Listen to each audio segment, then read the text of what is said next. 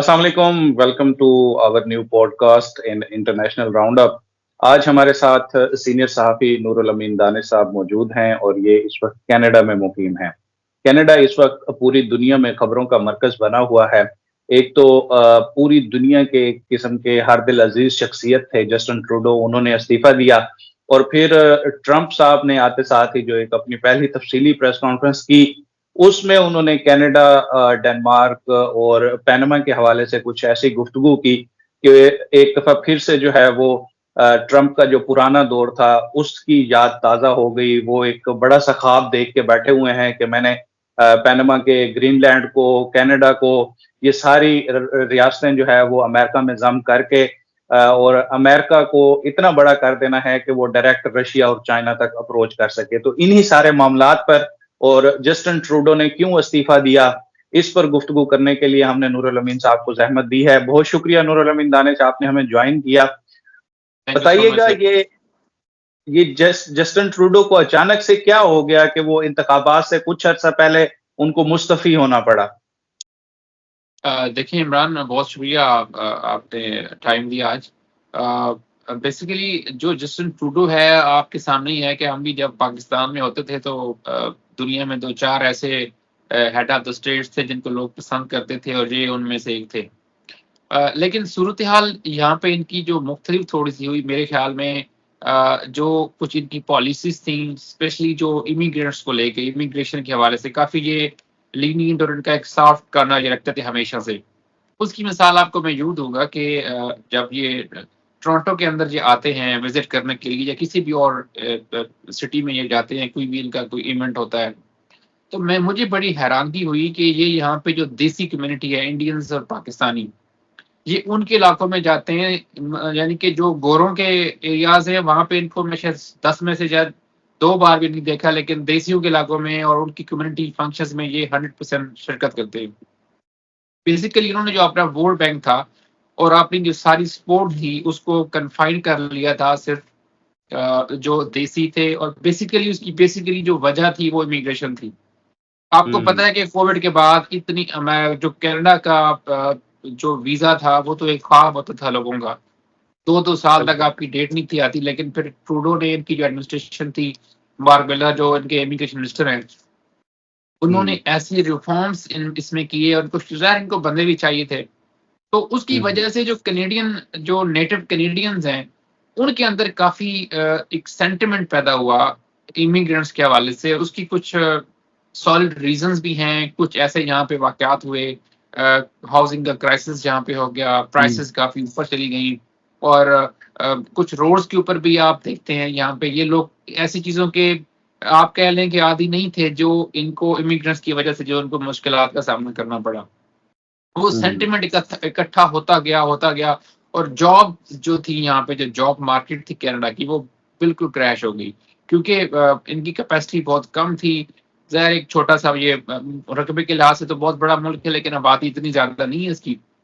तो उस हुँ, हवाले से इनकी जॉब्स मुनासिब थी, लेकिन उसके बाद जब इतने ज़्यादा इमिग्रेंट्स आए, उसके बाद सूरत-ए-हाल बहुत ज़्यादा मुख्तलिफ हो गई।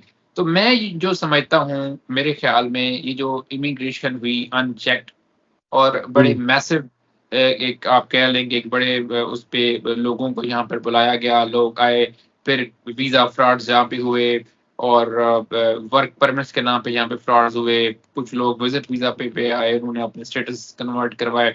मतलब ये है, सेम लाइक हुँ, यूके, सिस्टम को एक्सप्लॉइट किया गया और बहुत बुरी तरह से एक्सप्लॉइट किया गया, और उसका नतीजा अल्टीमेटली फिर यहाँ की गवर्नमेंट को देना पड़ा। अभी पिछले दिनों आपने एक वीडियो भी देखी होगी, जिसमें जो ट्रूडो साहब हैं वो किसी बर्फ में कहीं बिल्कुल। घूम रहे हैं, तो वो एक और लोग खातून आती है, तो उसने कहा है कि हमारे पास इतने भी रिसोर्सेज नहीं बचे कि हमें बर्फ के ऊपर चलना पड़ रहा है हटाने के लिए, शायद पहली दफा ऐसा हुआ है।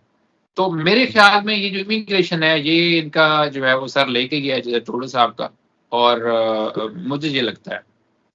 बिल्कुल, वो एक रिपोर्ट में देख रहा था, उसमें ये बताया गया है कि अब जो कनाडा की आबादी है, उसमें मोर देन 50% वो हैं जो पहली नस्ल या फिर दूसरी नस्ल के इमिग्रेंट्स हैं और जो लोकल आबादी है कनाडा की, वो अब अनसिक्योर फील होना शुरू कर दिया उन्होंने, क्योंकि पहले ये है कि अगर उनसे पूछा जाता इमिग्रेंट्स के हवाले से, तो उनका एक पॉजिटिव जेस्चर तो होता था कि कनाडा एक ऐसा मुल्क है जहां पर दुनिया की मुख्तलिफ कौमियतें रहती हैं, तो एक डाइवर्सिफाइड सोसाइटी है। लेकिन अब हम देख रहे हैं कि वहां पर वॉशरूम को कमरा बनाकर उसको रेंट आउट किया जा रहा है। इन बातों में क्या हकीकत है? अच्छा, ये भी मैंने इंस्टाग्राम पे देखा था, थोड़ा-सा एक्ज़ैजरेट ज़रूर किया गया इस बात को। बेसिकली वो यहाँ पे जीटीए जो टोरंटो है ओंटारियो में, उसका एक सिटी है ब्रैम्पटन। अब ब्रैम्पटन में देखिए, हम खुद पाकिस्तान से हूँ मैं, और मेरे जैसे बंदे के लिए जो इतना मतलब पाकिस्तान जैसी ट्रैफ़िक में भी गाड़ी चलाई है, मतलब मुझे वहाँ जाते हुए लगता है कि यार ये कोई ना कोई गाड़ी मार देगा। आप हम्म। इस चीज़ से अंदाज़ा ये लगाएँ कि अगर एक गाड़ी की इंश्योरेंस आप किसी इलाके में $400 पर मंथ दे रहे हैं, तो ब्रैम्पटन में वही इंश्योरेंस आपको $1000 से ऊपर से मिलेगी। आप अंदाज़ा लगाएँ कि वहाँ पर ओवरऑल सूरत-ए-हाल क्या है। अच्छा, पिछले दिनों दिवाली में ये हुआ था वहाँ पे, हम्म। जिसको सोशल मीडिया के ऊपर काफ़ी ज़्यादा क्रिटिसाइज़ भी किया गया था। हुआ ये कि वहाँ पे लोग जो यहाँ के बड़े-बड़े सुपर स्टोर्स हैं, जैसा कि अमेरिका में और कनाडा में वॉलमार्ट है, इस तरह के 2, तो वो ड्रम लेके और चीज़ें लेके अंदर वो चले गए, तो लोग बहुत ज़्यादा इससे अनॉय हुए और लोगों ने काफ़ी ज़्यादा जो है ना इसको अच्छा नहीं समझा। तो डेफ़िनिटली जो आपकी बात है कि जो हाउसिंग का क्राइसिस है, डेफ़िनिटली वो है। वो रूम्स, वो अपार्टमेंट्स जो पहले शायद हज़ार-हज़ार डॉलर में आपको मिल जाते थे, अब वो 2500 3-3 हज़ार तक आपको मिल रहे हैं। तो हम्म। ये चीज़ें जो हैं लोगों के ऊपर डेफ़िनिटली इसने इम्पैक्ट किया है, और दूसरा ये है यहाँ की जो हमारी देसी कम्युनिटी है, हुआ ये है कि मोस्टली लोग यहाँ पर आए स्टूडेंट वीज़ा के ऊपर। अब वो हम्म। यहाँ पर स्टूडेंट वीज़ा के ऊपर आ गए, मास्टर्स करने के लिए 25-30 हज़ार डॉलर उन्होंने अपना खर्च कर दिया। अब वो जब यहाँ पर आए हैं, तो यहाँ पे उस तरह की ना तो जॉब्स उनको मिली, और इतना ज़्यादा स्टूडेंट आ गया ये जो आफ्टर कोविड, क्योंकि वीज़े बंद थे और अचानक से खुल गए। उससे ये हुआ कि यहाँ पर जॉब मार्केट कोलैप्स कर गई। मैं आपको ये बताऊँ कि 2-4 दिन पहले मैं डाउनटाउन टोरंटो के अंदर से गुज़र रहा था एक जगह से, तो यकीन मानिए कोई 1 किलोमीटर, 1 डेढ़ किलोमीटर एक लंबी लाइन लगी हुई थी टिम हॉर्टन के सामने। अब टिम हॉर्टन अच्छा। में एक डिश वॉशर की एक 1-2 वैकेंसीज़ वहाँ पर खाली थी, वैकेंट थी। उसके लिए आप अंदाज़ा करें 1 किलोमीटर की लाइन लगी हुई है, तो आप इससे अंदाज़ा लगाएँ कि लोगों ने, जो कैनेडियन है यहाँ के, उन्होंने फेड अप तो ज़रूर होना है, फ्रस्ट्रेशन उनमें आनी है, कि देखिए ये जॉब्स की क्या सूरत-ए-हाल इस कंट्री के अंदर होगी, जो कि वेस्टर्न कंट्रीज़ में अमूमी तौर पे इस तरह का सिलसिला नहीं होता था। इसके अलावा आपको मैं एक और बात बताऊँ कि यहाँ पे अभी जो लोग मोस्टली हमारे इलाकों से आते हैं, हमारे मुल्कों से आते हैं, मोस्टली यहाँ पर मैंने देखा है लोग सऊदी अरेबिया से, जैसे दुबई से, अबू धाबी से, कुवैत से, कतर से, जो हमारा लेबर क्लास है मोस्टली, वो विज़िटर वीज़ाज़ लेके या समहाउ वो करके यहाँ पर आ जाते हैं, फिर यहाँ पे डिफरेंट तरह के वो क्लेम्स करते हैं। एनीवेज़, तो उनका मैंने देखा है कि अच्छा, वो भेड़-चाल एक चल रही है। अब एक हम्म। बंदे ने क्योंकि उबर चलानी है, अब सारे उबर चलाना शुरू हो गए हैं, ठीक है? अब hmm. At the end of the day क्या हुआ है, वो पूरी चीज़ ही कोलैप्स कर गई। अब देखें, लेट्स से अगर इस जीटीए के अंदर, टोरंटो के अंदर 10,000 बंदे ने रोज़ाना उबर की राइड्स लेनी है, तो पहले 5,000 ड्राइवर था, तो वो डिमांड एंड सप्लाई का एक फ़र्क था, जिसकी वज़ह से हर किसी का हाँ। काम चल रहा था। अब हम्म। 10,000 बंदे, उबर ने एक स्टैटिस्टिक्स आपने की हैं टोरंटो के, कि हर एक राइडर के ऊपर 10 ड्राइवर यहाँ पर मौजूद हैं। आप इमेजिन ओह! कर सकते हैं? तो फिर फिर किसको तो राइड मिलेगी यहाँ पे? मतलब आप किसी भी जगह पे जहाँ सिक्योरिटी की जॉब ले लें, वॉलमार्ट चले जाएँ, टिम हॉर्टन चले जाएँ, उबर में चले जाएँ, या अगर कोई भी किसी भी जगह पे आप जाते हैं, तो वहाँ पे ये सूरत-ए-हाल का सामना करना पड़ रहा है। तो सूरत-ए-हाल कोई बेहतर नहीं है कनाडा की। मैंने उस दिन बेहतर नहीं अभी है। मैंने 2-4 दिन पहले भी एक पोस्ट की थी कि यहाँ पर अब और टेम्परेचर, मैं आपसे बात कर रहा था कि यहाँ का ऊपर से इतना हार्श वेदर है यहाँ का, कि आप देखिए -25 में आप बस का वेट किस तरह करेंगे बाहर खड़े होके? आपको गाड़ी लेनी पड़ेगी, आप गाड़ी लेंगे तो उसकी आपको इंश्योरेंस देनी पड़ेगी, और 100 मामलात होते हैं। तो मामलात कैनेडियन लोगों के जो सेंटिमेंट्स हैं, वो बिल्कुल दुरुस्त हैं, और मैं बिल्कुल, अगर मैं भी यहाँ का मैं अगर मेरे मुल्क के अंदर पाकिस्तान में भी इस तरह का कोई हो जाए, तो डेफ़िनेटली मेरी भी सेंटिमेंट्स होंगी, और अफ़गान जो हमारे मुल्क के अंदर जो अफ़गानिस्तान से लोग आए थे, आप बेहतर हम्म। समझते हैं कि सेंटिमेंट, अवाम तो छोड़ें, रियासत का क्या सेंटिमेंट है लोगों के बारे में। अब बिल्कुल देखें, जब डोमिनेंसी के मामलात आ जाते हैं, इक्का दुक्का तो ठीक है यार, वो हमें गोरा नजर आ गया या वो अफगानी नजर आ गया। इसी तरह से उधर जब पहले उनको सिख नजर आते थे या कोई इक्का दुक्का पाकिस्तानी नजर आ गया, अब जब उनको ये लगता है कि यार कैनेडियन लोकल कम हो गए हैं और ये अफगानी, पाकिस्तानी, इंडियन, बंगाली ये ज्यादा हो गए हैं, तो जाहिर बात है फिर उनको एक इनसिक्योरिटी फील होती है।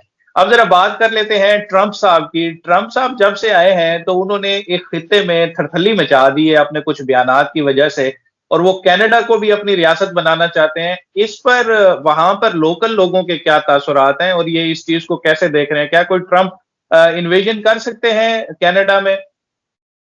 अच्छा, पहले तो ये एक किसी निजी महफिल में जहाँ पे ट्रूडो साहब भी थे और ट्रंप थे, तो वहाँ पे इस तरह के रिमार्क्स का हुआ था। लेकिन उसके बाद जब ट्रूडो ने बार बार ये बात की, तो ये बात तो कंफर्म होगी कि वाकई उसने ये बात इस हवाले से की थी। लेकिन जो सेंटिमेंट है लोगों का यहाँ पे, लोग इसको इंतहाई मैं क्या इसको लिए वर्ड यूज करूं कि मज़े का खेज इसको स्टेटमेंट करार दे रहे हैं। और जो नेटिव कनेडियंस हैं यहाँ के, वो इसको अपनी जो सॉवरेंटी है और इसको इसको जो इसको एक बड़ा एक गैर संजीदा तौर पे ले रहे हैं चीज को। और वो बिल्कुल भी इस चीज के हक में नहीं है कि कनाडा जो है वो यूएसए का हिस्सा बने। क्योंकि मैं आपको ये बताऊं कि जो कनाडा की एक शोहरत थी पूरी दुनिया के अंदर, वो ये थी कि कनेडियन लोग बड़े पीसफुल हैं और बड़े इनके अंदर जो है वो एक्सेप्टेबिलिटी बहुत ज्यादा है लोगों की। देखे ना, इतने ज्यादा लोग यहाँ पर समाये हुए हैं। और अभी भी ये कनाडा की खासियत है कि यहाँ पे आपको कभी भी कोई रेसिज्म फील करना बिल्कुल भी नहीं मिलेगा आपको। जीरो, मैं अगर कहूँ तो 0% है यहाँ पे। आपको यहाँ पर इस तरह नस्ल प्रस्ताना जो मामलात यूरोप में होते हैं, फ्रांस में आप देखते हैं, डेनमार्क वगैरह में होते हैं, वो यहाँ पे आपको बिल्कुल नहीं मिलेंगे। कोई बंदा आपकी रेस की बुनियाद पे, आपकी कलर की, उसके ऊपर आपसे कोई आपको अच्छा या बुरा बिल्कुल भी नहीं समझेगा। लेकिन ये लोग डेफिनेटली, इनका कंट्री है और इस हवाले से ये इनकी पहचान थी। तो जहाँ तक मेरा ख्याल है, जो जिन लोगों से मेरी बात होती है इन हवाले से, वो तो इसको बड़ा एक मुझे एक भी बंदा ऐसा नहीं मिला जो इस हक में हो कि कनाडा जो है उसको उसको यूएस के साथ एक वो करना चाहिए। मेरा नहीं ख्याल। जिस तरह की ये कंट्रीज हैं कि एक एग्जेक्टिव ऑर्डर के साथ कोई इस मुल्क का हेड ऑफ स्टेट जो है, कोई प्रेसिडेंट जो है, वो वज़ीर आज़म जो है, वो एक शाही फरमान जारी करेगा कि अब हम कनाडा के साथ, यूएस के साथ हमारा इलाहाक हो रहा है। मेरा नहीं ख्याल। उसके लिए तो यहाँ पे रेफरेंडम होना होगा, पब्लिक का वोट लिया जाएगा, उससे ओपिनियन ली जाएगी। और ओपिनियन भी असली वाली, फॉर्म 45 वाली। तो वो ओपिनियन अगर होगी तो फिर डेफिनेटली तभी कुछ हो सकता है। मेरा नहीं ख्याल कि इसमें अगर वहाँ मैं एक बात है कि यूएस के हक में अगर किसी ने वोट दिया तो वो हमारे पाकिस्तानी और इंडियन जो हमारे दोस्त हैं, शायद वो उसके हक में वोट दें। कैनेडियन बिल्कुल भी वोट नहीं देने लगे, इस चीज को सपोर्ट नहीं करेंगे। आई डोंट थिंक, मेरा नहीं ख्याल। अच्छा नूर, अभी वहां पर नए इंतखाबात भी होने हैं कुछ अरसे में। आपने देखा कि जब जब अभी रिसेंटली अमेरिका के इंतखाबात गुजरे हैं तो पाकिस्तानी कम्युनिटी वहां पर काफी एक्टिव रही है, और ट्रंप की मुहिम के लिए खासतौर पर तहरीक इंसाफ के जो लोग थे, ऐसे लग रहा था कि जैसे ट्रंप नहीं, वहां पर इमरान खान इलेक्शन लड़ रहे हैं। इसी तरह से यूके में इलेक्शन होते हैं तो पाकिस्तानी और खासतौर पर तहरीक इंसाफ की जो ओवरसीज चैप्टर हैं वो बड़े एक्टिव होते हैं। तो कनाडा में कोई ऐसी सूरत हाल है वहां पर? तहरीक इंसाफ, नून लीग, कोई इनकी वहां पर तंजीमें बनी हुई हैं और वो आने वाले इलेक्शन में किसको सपोर्ट कर रहे हैं? अच्छा, जो जो यूके और यूएसए है उससे बिल्कुल डिफरेंट यहाँ का जो एक पॉलिटिकल कल्चर है कनाडा का। आपने देखा होगा कि कनाडा दुनिया के मामलात में इतने पंगे भी ये नहीं करता। और इसलिए यहाँ पर जो मैंने इस तरह की चीज यहाँ पर नहीं देखी कि कोई इस तरह कैनेडियन इधर जो जिस तरह यूएसए में होता है। डेफिनेटली यूएसए का और यूके का एक बड़ा इम्पैक्ट है ग्लोबल पॉलिटिक्स में। कनाडा जो है ये एक बड़ा एक आप कह लें कि एक आइसोलेटेड किस्म का और एक डिफरेंट तरह का ये कंट्री है। बेसिकली वेलफेयर स्टेट है। इसका फोकस जो है वो इतने ज्यादा इंटरनेशनल उनके ऊपर नहीं होता, जितना जितना मैं समझाऊं, जिस तरह यूएसए का है। तो मेरा नहीं ख्याल कि जितना इम्पैक्ट यूनाइटेड स्टेट्स का और यूके का एक ग्लोबल पॉलिटिक्स के ऊपर और स्पेशली पाकिस्तानी पॉलिटिक्स, आप देखिए वाशिंगटन और लंदन जो है वो हमेशा से बड़ा मर्कजी उनका रोल रहा है पाकिस्तानी एग्जैक्टली। पॉलिटिक्स में। हाँ जी, तो कभी आपने टोरंटो का या ओटावा का नहीं सुना होगा कि यहाँ से कोई कोई यहाँ पर आया हो या वो हुआ हो। तो मेरा नहीं ख़्याल कि ये उस तरह से कोई इतनी ज़्यादा पाकिस्तान में इनकी डिबेट होगी। ख़ैर डिबेट तो हो, बट मेरा नहीं ख़्याल कि पाकिस्तानी पॉलिटिक्स के ऊपर या पाकिस्तानी पॉलिटिकल पार्टीज़ से एफिलिएटेड जो लोग यहाँ पर हैं, वो कोई इस तरह की कैम्पेन्स करेंगे, क्योंकि उनके जो इंटरेस्ट्स हैं, मेरे ख़्याल में कनेडियन गवर्नमेंट, कनेडियन जो एस्टेब्लिशमेंट है, उसका कोई इस तरह का उनका इस तरह का कोई इंटरनेशनल कोई पेनिट्रेशन नहीं इंटरेस्ट। है, हाँ। पेनिट्रेशन नहीं है उनकी। अब यूके में अगर करते हैं या यूएसए में करते हैं, तो उनको पता है कि यूएस की एस्टेब्लिशमेंट का क्या वो कर सकती है और क्या वो कर रही है अभी। हम्म। तो मेरा ये ख़्याल है कि इसका कोई कोई रोल नहीं है आने वाले इसका। इस कमिंग इलेक्शन में कोई पाकिस्तानी नियाद, कोई ऐसा नाम जो इन इलेक्शन में एक बड़ा नाम उभर के सामने आया हो और उसके हवाले से लोगों में जज्बात पाए जा रहे हो, अगर इस हवाले से कोई आप इंफॉर्मेशन शेयर करना चाहें।